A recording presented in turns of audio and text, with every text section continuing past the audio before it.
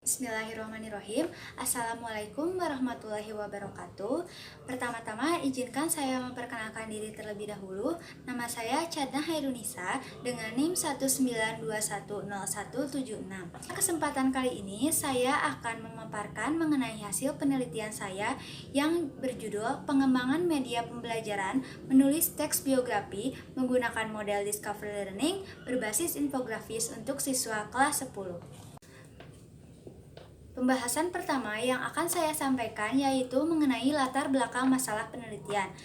Yang pertama yaitu siswa kesulitan menuangkan ide ke dalam bentuk tulisan dan kesulitan menulis teks biografi sesuai dengan struktur teks biografi. Hal tersebut dikarenakan informasi yang didapat tentang tokoh tidak cukup banyak. Permasalahan berikutnya yang ditemui yaitu pendidik masih menggunakan media pembelajaran yang belum berbasis ICT. Meskipun fasilitas pembelajaran yang tersedia di sekolah tersebut sudah memadai. Akibat permasalahan tersebut, pembelajaran belum menimbulkan rangsangan kreativitas siswa.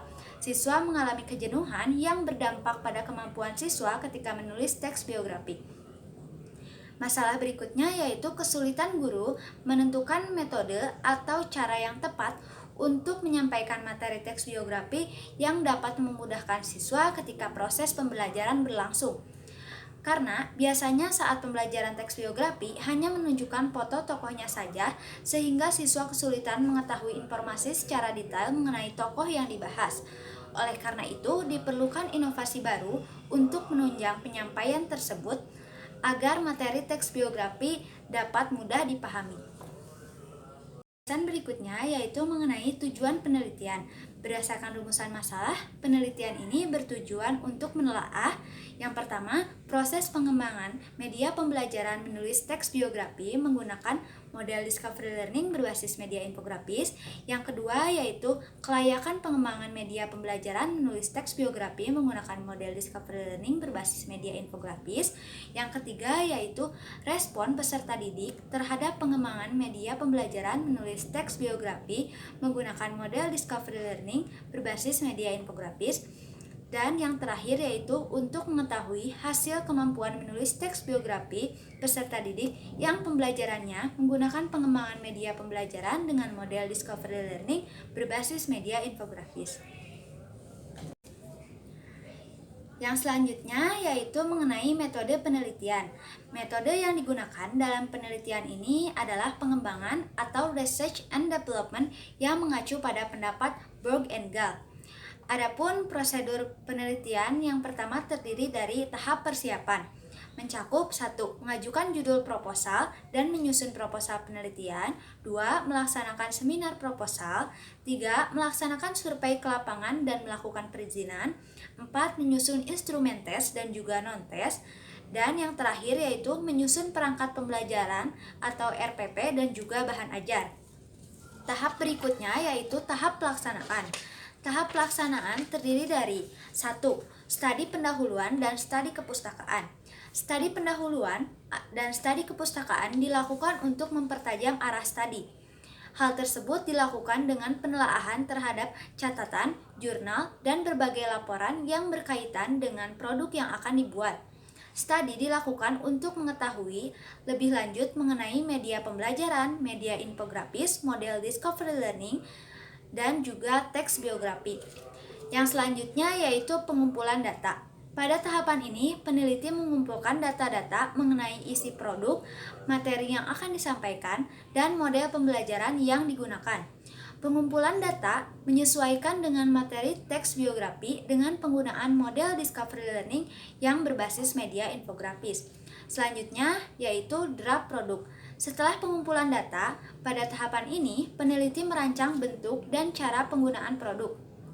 Rancangan dibuat agar produk dapat divalidasi pada tahapan selanjutnya. Selanjutnya yaitu validasi produk. Validasi produk adalah aktivitas penyuntingan dan penilaian yang dilakukan oleh validator praktisi dan juga validator ahli. Pada tahapan ini dilakukan validasi oleh para validator agar produk yang dikembangkan dapat digunakan dalam proses berikutnya. Melalui langkah ini diharapkan diperoleh kritik dan juga saran yang jelas untuk perbaikan guna tercapainya produk yang maksimal. Tahap berikutnya yaitu revisi produk. Revisi produk dilakukan jika ada masukan-masukan yang diberikan oleh validator. Masukan-masukan diberikan validator agar produk dapat diuji cobakan kepada siswa saat pembelajaran. Dan tahap yang terakhir yaitu uji coba produk. Uji coba produk dilakukan setelah melewati tahapan-tahapan sebelumnya dan mendapatkan validasi dengan hasil dapat digunakan dengan atau tanpa perbaikan. Uji coba dilaksanakan sebanyak 2 kali, yaitu uji coba terbatas atau uji coba di lapangan dengan skala kecil yang dilakukan dengan tujuan mendapatkan informasi dari subjek yang sedang diteliti. Dalam pelaksanaannya, pembelajaran, siswa menggunakan produk yang sudah dikembangkan, diakhiri dengan penilaian siswa terhadap produk melalui instrumen penilaian pengembangan media berupa respon siswa. Selanjutnya, hasil uji coba terbatas dianalisis. Uji coba yang kedua adalah uji coba luas atau uji coba di lapangan dengan skala besar. Dan tahap terakhir yaitu tahap evaluasi. Yang pertama, mengumpulkan data hasil penelitian. Yang kedua, menganalisis data hasil penelitian. Dan yang ketiga, mengolah data hasil penelitian. Selanjutnya, subjek penelitian. Pada tahap uji coba terbatas terdiri dari 16 siswa kelas 10 PPL Oracle, dan pada tahap uji coba luas terdiri dari 30 siswa 10 TKJA SMK Negeri 4 Padalarang. Selanjutnya yaitu instrumen penelitian. Penelitian ini menggunakan beberapa instrumen yaitu tes dan juga non-tes. Instrumen pengumpulan data dilakukan untuk memperoleh informasi mengenai penerapan produk yang akan diolah menjadi sebuah laporan penelitian. Adapun instrumen non-tes yang pertama yaitu angket respon siswa. Teknik ini berfungsi untuk mengetahui respon siswa mengenai pembelajaran menulis teks biografi menggunakan model pembelajaran discovery learning dengan media infografis. Yang selanjutnya ada lembar validasi produk. Pada tahapan ini dilakukan validasi media pembelajaran. Validasi dilakukan oleh ahli materi dan ahli media dengan menggunakan kuesioner. Yang selanjutnya yaitu RPP sebagai acuan bagi guru untuk melaksanakan kegiatan belajar mengajar agar lebih terarah dan berjalan secara efektif juga efisien. Selanjutnya yaitu instrumen tes. Tes ini dilakukan untuk mengetahui kemampuan dan keterampilan siswa terhadap materi yang diajarkan. Pembahasan berikutnya yaitu mengenai hasil dan juga pembahasan. Adapun yang pertama yaitu mengenai proses pengembangan media. Proses pengembangan media melalui beberapa langkah atau tahap yang harus dilaksanakan. Yang pertama ada studi pendahuluan dan studi kepustakaan. Yang kedua pengumpulan data. Yang ketiga draft produk. Yang keempat validasi produk. Yang kelima revisi produk. Dan yang keenam uji coba produk. Pada tahap studi pendahuluan dan studi kepustakaan diperoleh data bahwa siswa mengalami kesulitan menulis teks biografi karena kurangnya media pembelajaran yang inovatif sehingga siswa kurang aktif dalam kegiatan pembelajaran. Yang kedua yaitu pengumpulan data.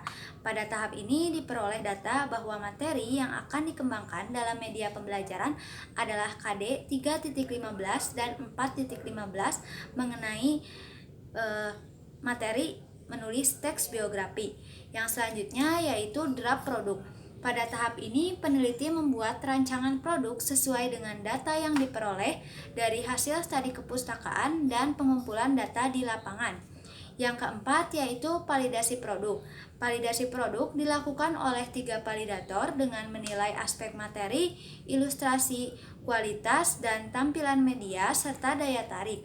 Hasil dari validasi mendapatkan persentase 94,2% dengan kriteria sangat valid.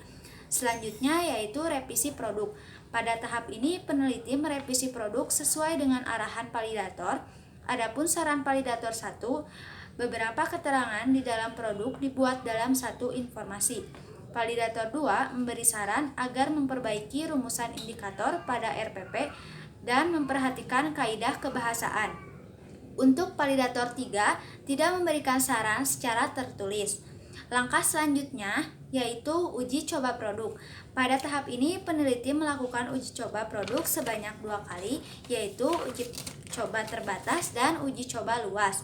Adapun jumlah siswa saat uji coba terbatas yaitu 16 siswa dan uji coba luas 30 siswa.